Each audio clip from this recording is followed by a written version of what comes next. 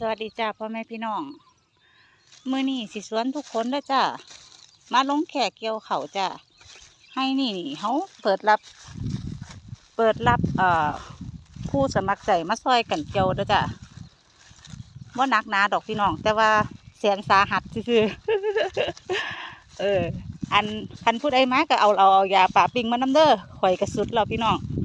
มาเด้อบัดนี้มาซอยกันเด้อพี่กัดอยู่101พ้นท้องเด้อจ้าพี่น้องมาตอนนี้เด้อมื้อนี้วันที่27 พฤศจิกาเพราะว่ามันบ่แล้วง่ายดอกหวะให้นี่ให้เดียวก็สิประมาณอาทิตย์นึงอ่ะพี่น้องมาจ้ามาซอยให้มันเร็วขึ้นหน่อยเด้อจวดพี่น้องจวด